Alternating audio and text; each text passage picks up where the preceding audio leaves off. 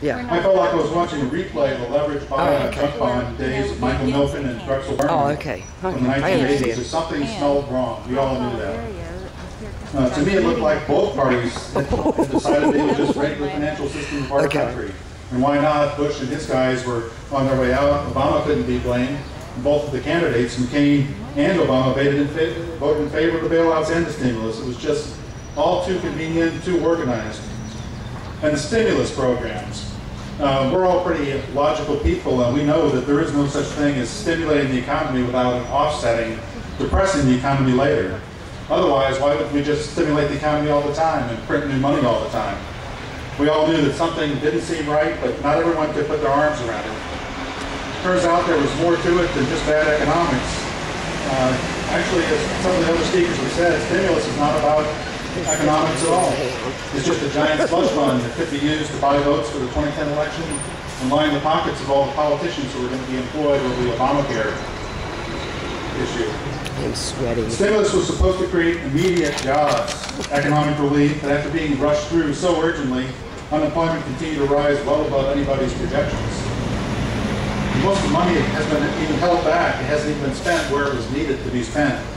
Liberals would like us to think they're going to build the yellow brick road to Obamaland, but here's the reality. The great and powerful Obama has no intention of granting you jobs.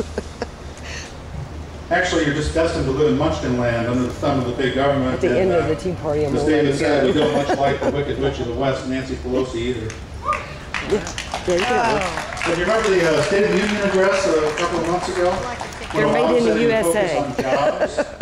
The last 2 days, that lasted about 2 days, and then he was back on to health care and forgot all about the jobs. Bottom line is, stimulus has absolutely nothing to do with jobs. The entire premise is just ridiculous under anybody's kind of economic analysis. On money, there's really a finite amount of money that can be allocated. It can either go to the government or it can go to the private sector. I'm a financial guy, so I think that when you have long-term assets, you need to finance those with long-term financing. When you have short-term operational needs, you finance those with short-term things, like current taxes. That's how we do it in business. The way to finance short-term is short-term, long-term, long-term. But when you finance short-term needs with long-term obligations, you're digging a hole. We're running out of time, so try to be short. Fred wants to make a little announcement about his group at the end. When you take away the money from the private sector, you kill economic growth, and that's the only future that I can see if we follow this present course. But isn't this just government money? Well, there's no such thing as government money. Where does government money come from? It's from us. Yes. Money the government has can only be taken from the people, or they can print new money, which just devaluates the currency. And that's also coming from us. And as some of the earlier speakers said, when it's taken from the people for government, that takes away liberty that comes from financial independence. Margaret Thatcher, who I'm a fan of, said there can be no liberty unless there is economic liberty. But there's something else wrong, and I think most of the people here know that. It's the use of our money and our national debt in a massive new way.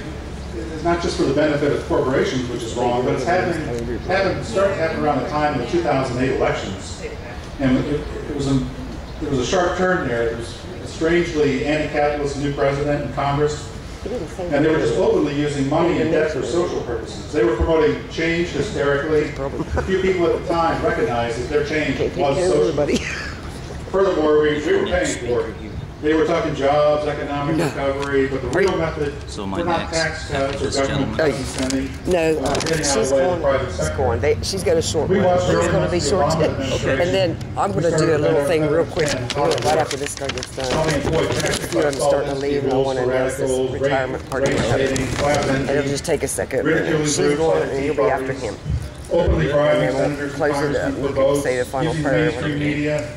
And using language in kind of a devious and coordinated way. As Ben Franklin said, when the people find they can vote themselves the money, that will herald the end of the republic.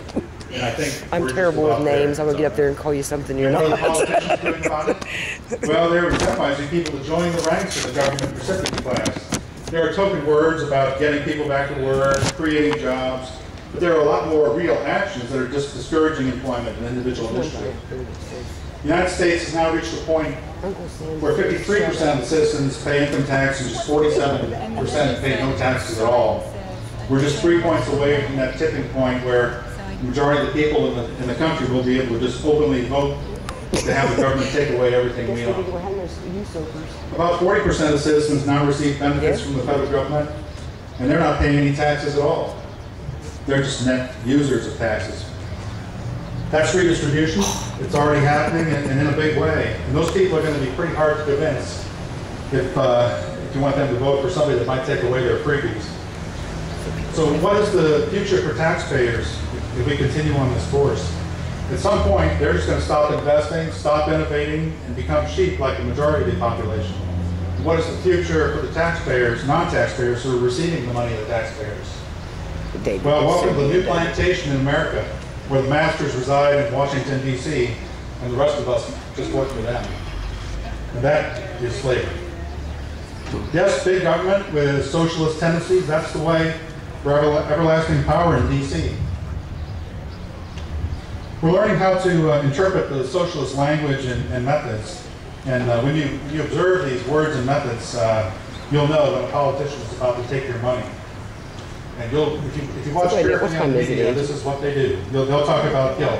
If they want to push through health care, food stamps, abortion, they want to make you feel guilty. If they talk about fear, then they throw out bailouts, collapse of the financial system, national security, job losses. Then they play numbers games. If something's impossible to justify, as you saw with the health care, just play with the numbers. Then they use, of course, class envy and class warfare. And this is the language of class envy. This is how they justify it. These are the key words. Fairness, fair share. This is from where 47% of the people don't pay taxes. Common good, as David said. Entitlement, earned income tax credit, rights, deserve, victims, working class, middle class, families, poor, disadvantaged, privileged, wealthiest. And then you start to see combinations of all these words. Then you start to get entitled, middle class, victims. And you get working class poor and all sorts of variations on those words. Those are the liberal words.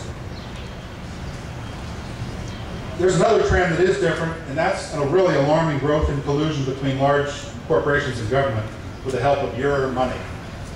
If you want to see a list of big corporate players, just take a look at Obama and some of his guys and see who their top contributors are.